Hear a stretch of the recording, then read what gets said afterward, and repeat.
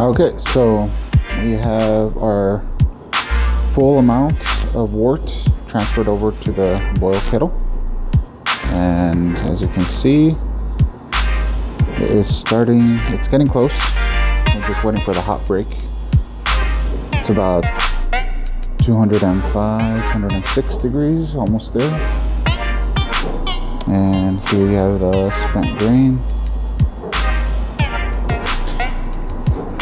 And I've also set up our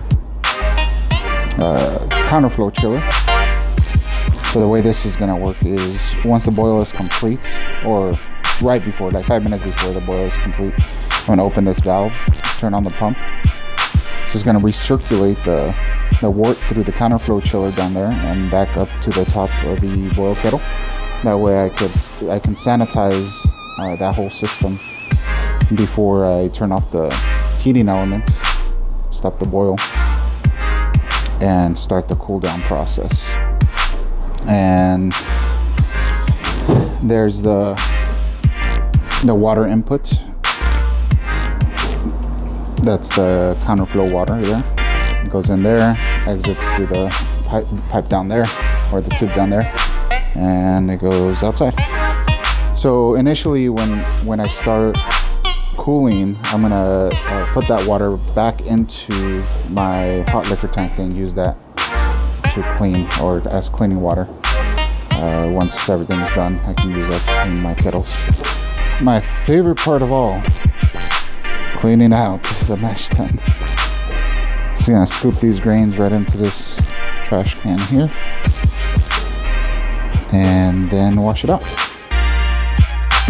We just hit the 10-minute mark, and I didn't record it, but I just threw in the 10-minute hop addition, which was El Dorado, and I started recirculating the wort through the counterflow chiller and the boil pump. That way everything gets sanitized. I also sanitized the boil kettle lid, so I can cover this up so nothing falls in there after the boil is done. Okay, so at this time I sealed the boil kettle.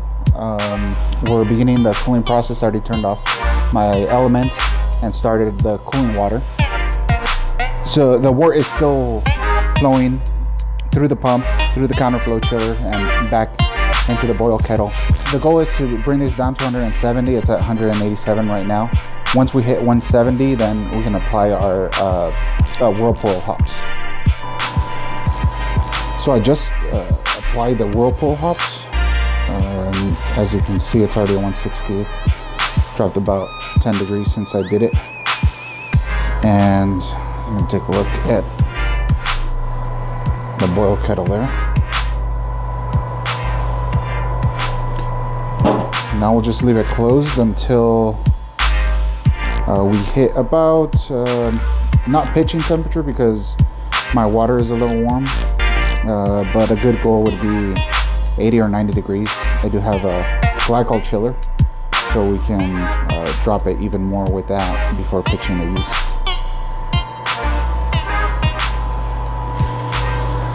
Alright, so we're pretty much at 90 degrees Fahrenheit.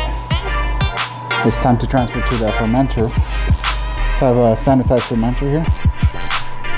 I'm just gonna go take this tri-clamp fitting here, move it to racking valve on the fermenter, and transfer over while it's still cooling, because we still need at least another 10 degrees.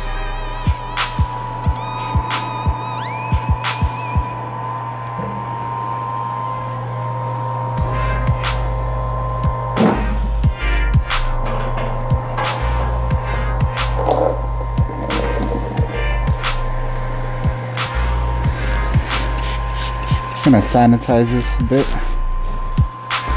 just to make sure.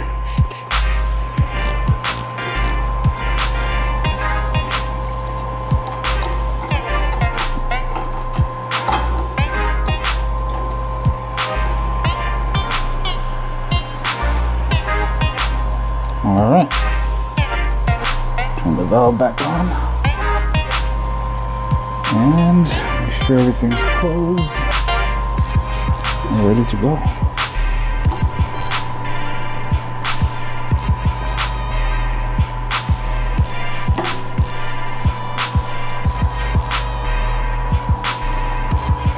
Here we are. I have the fermenter hooked up to the glycol chiller. Temperature sensor there. Blow off cane. And we need to apply oxygen to the wort because during the boil, a lot of the oxygen escapes from the solution. So in order to have a healthy fermentation, we need to re-add that oxygen. So I'm using pure oxygen here, and it should be about 90 seconds of full-on oxygen to oxygenate an amount such as this, about 16 gallons. So we'll go ahead and open it.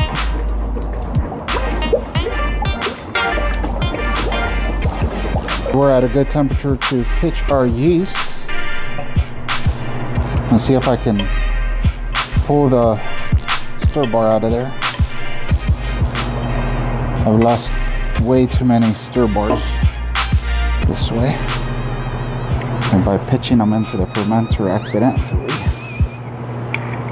There we go. Give this a little swirl.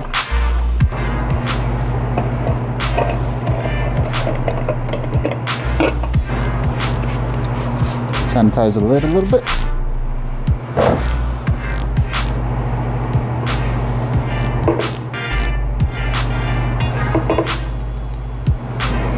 Here we go.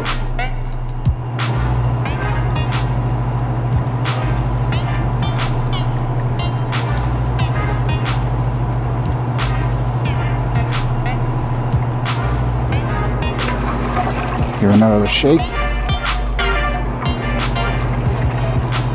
Make sure we get all that yeast into suspension and we don't leave any behind.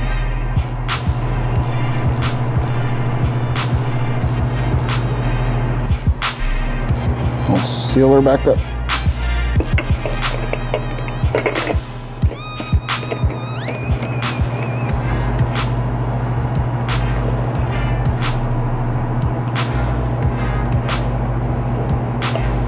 And that is it. In about 7 days, we should have beer ready to be carbonated.